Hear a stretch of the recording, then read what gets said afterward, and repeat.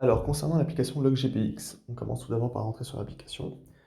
On se log, on met par exemple son adresse mail, et à ce moment-là, par exemple, on peut tester la fonctionnalité de l'inscription, c'est-à-dire qu'on met juste l'adresse mail. On peut s'inscrire ici, on voit qu'il y a écrit Successful Subscribed.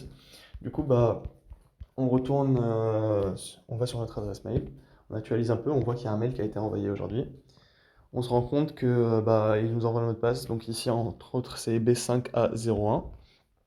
On retourne sur l'application, on écrit le dit mot de passe B5A01 en faisant attention à ne pas se tromper. On peut faire la même chose avec oublier le mot de passe, il va nous renvoyer la même chose. Du coup, on appuie sur login. À partir de là, là de suite, on n'a pas de trace, c'est pour ça qu'il marque nul.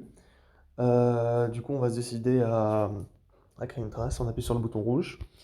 À ce moment-là, on se retrouve sur une carte Mapbox de Grenoble. On peut ici se mettre en réseau, comme s'enlever en réseau. On peut dézoomer, zoomer, ou alors on peut le faire directement avec les doigts, sans forcément appuyer sur les boutons.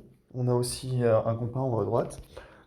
On a les paramètres en bas à gauche, c'est-à-dire le temps, le dénivelé et la distance parcourue. À partir de là, on peut commencer à enregistrer un enregistrement. Là, il nous marque notre position avec notre orientation, par exemple, là tout de suite. Voilà. Et là, par exemple, vu que je suis en train d'un peu de marcher, il va nous créer une trace ici. On peut aller à l'autre bout de la ville, puis appuyer sur le bouton centré pour nous remettre sur l'application. On peut mettre en pause.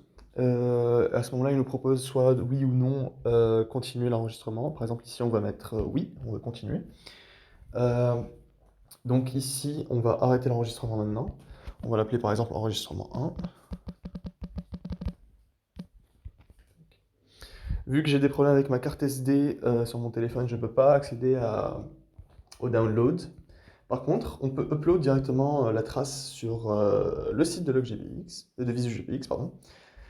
Tac, ici on a marqué un success, on va aller voir ça directement.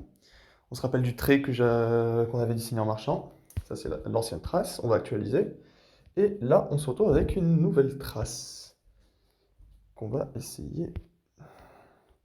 On va y accéder. Et voilà, on se retrouve avec la même trace qu'on a en quelque sorte push directement sur le site, qu'on a posté sur le site. Et à partir de là, on peut retourner sur notre application et par exemple supprimer la dite trace.